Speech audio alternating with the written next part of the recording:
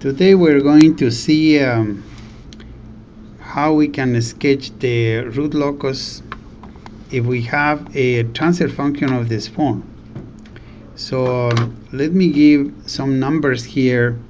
The k obviously is going to vary between 0 and infinity, and here we're going to put the coefficient. Let's just pick as an example 2 here, and then let's do 7 over here. So what we need to do is to specify to the computer a transfer function of this form. So we then will obtain the root locus plot, and then we are going to do other examples of the root locus plots. So let me disappear from here and concentrate on that. We're going to go to MATLAB over here, and then at this point we need to put the definition of what the numerator and the denominator is. So what I would suggest you do is define the variable s is a transfer function type of variable. Anywhere that you find s is of the transfer function type. That's what this statement does. Continuous time transfer function. So I'm going to say the numerator in here is 1, right? Is equal to 1. Yeah. The denominator, however, is equal to a product of s, as you saw in here, multiplied by the, what do we have? 2, right? We say 2s plus 1. Yeah. And then it was a product again. We said 7, right? 7 times s, and then plus 1. See, everybody agree? That's the denominator of this. And then we will put it like that. When we do that, the computer already has done the multiplications, and we have the denominator. So if we go to g and say g is equal to the numerator divided by the denominator, then we have a transfer function, you see. That is our transfer function here. Pretty simple, right? And if you follow my lead and do those definitions of the s variable as a transfer function variable, then it's very easy to manipulate the transfer functions in factor form. And to enter them in factor form. So if I say do the R locus, the root locus of g, guess what? The computer goes and thinks for a little bit, and is going to come out and give me the root locus plot without having to do anything by hand. Do you see in there? Now this is really nice. Let me help you recognize what we just have here. Isn't it true that in the denominator here, as you can see, is s to the cubic times 9s squared plus s. So that means you have 3 roots, right? That's what it means. One of those is 0 because of the way we define it. See, right? Perhaps a little, yeah, right here. See, s. So that is this blue one in here. The other one is at minus 0.02 or so, and you have another one at 0.5.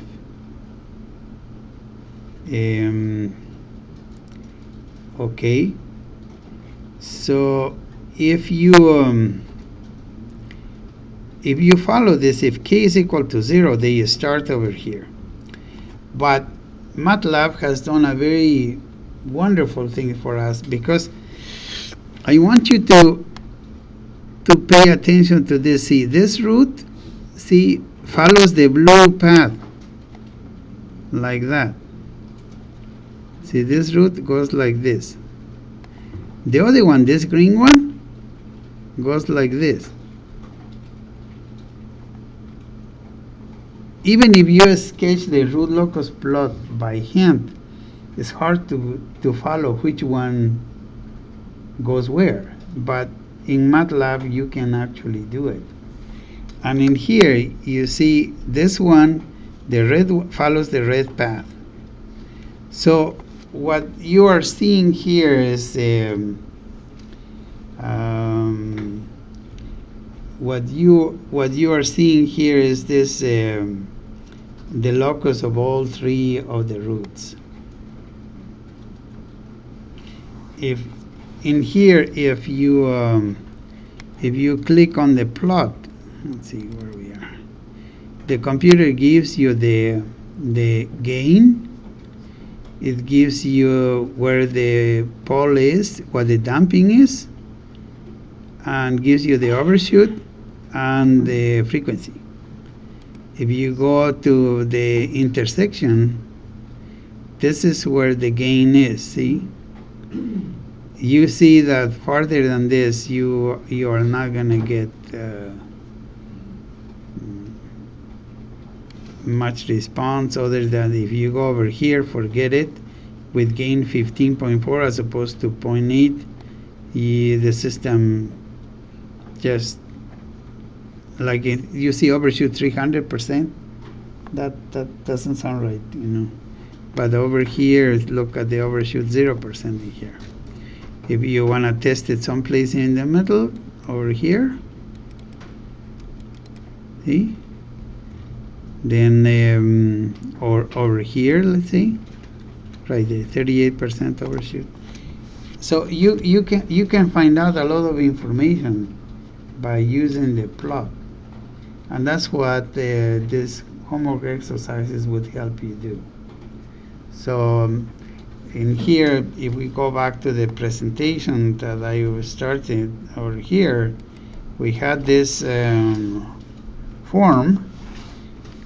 If we have this form, we know the root locus is going to be like this. See? We did it in a much more efficient way because in here we have MATLAB. This is one that is done by calculating angles and looking at the asymptotes, all that stuff, which I am not suggesting you do. Just use MATLAB. Okay, so that gives you an idea of what to do. Now we could go on and try this example in here and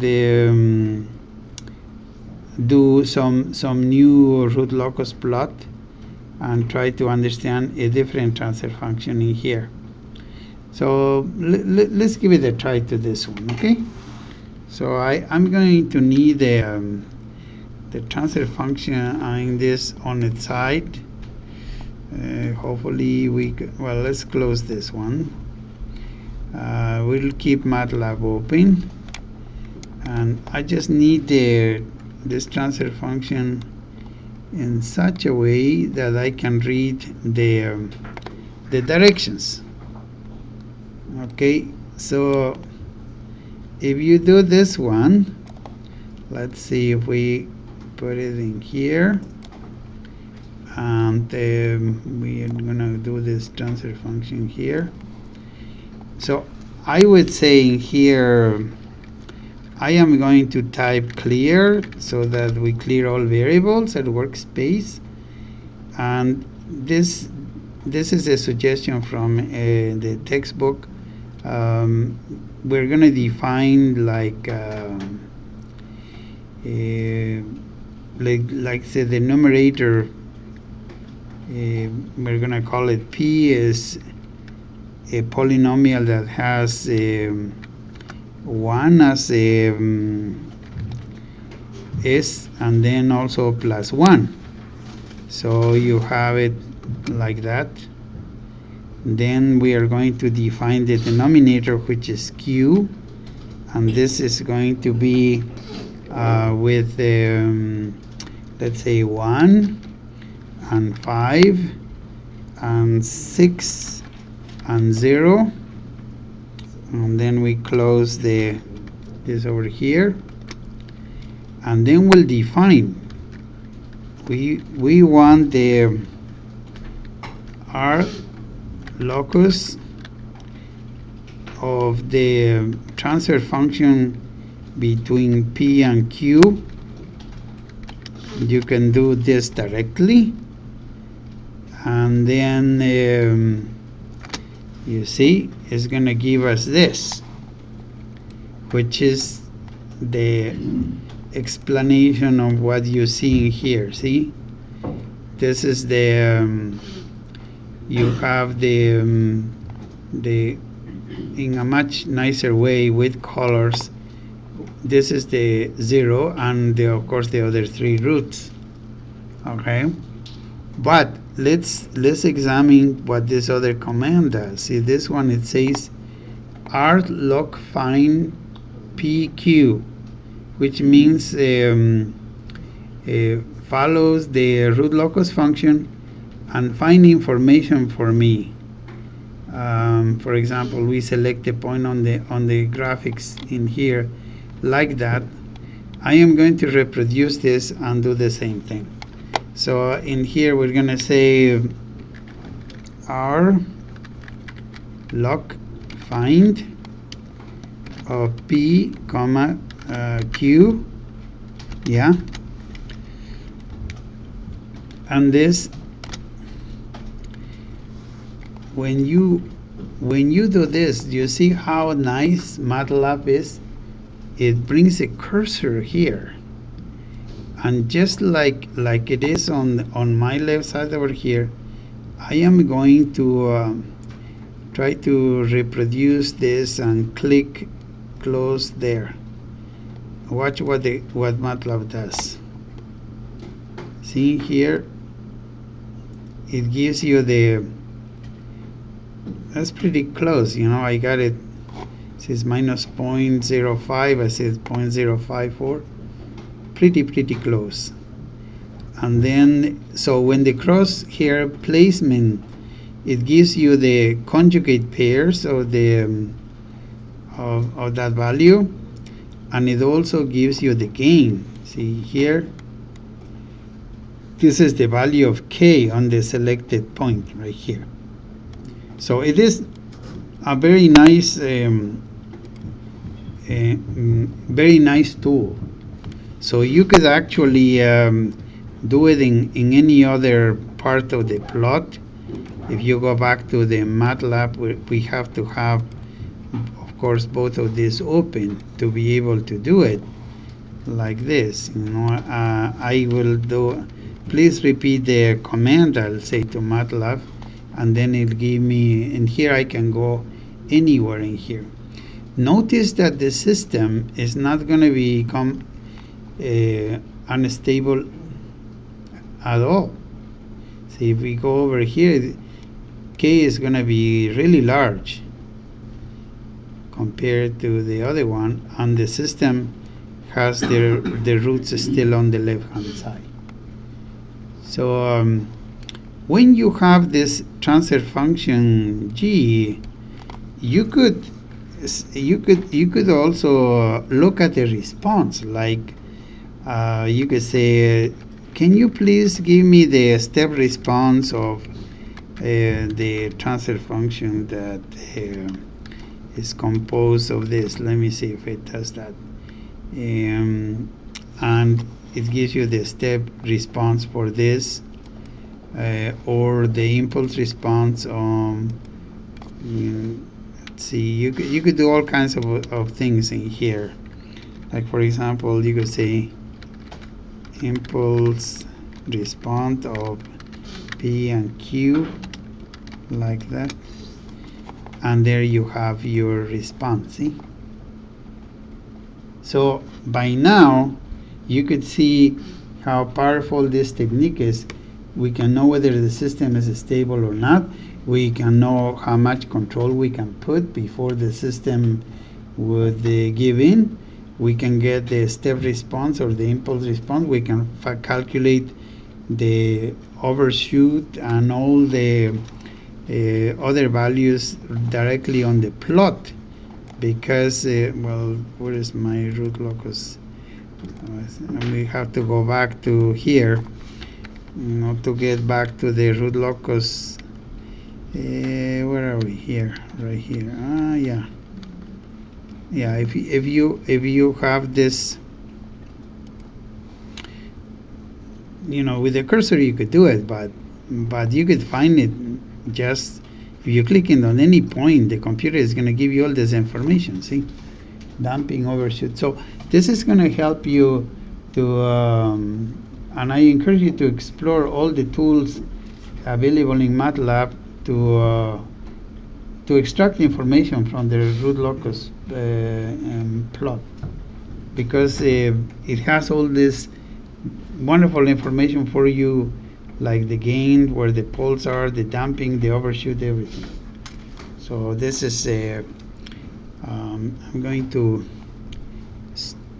stop now, because that was the purpose, of be able to demonstrate what the root locus plot can do for you.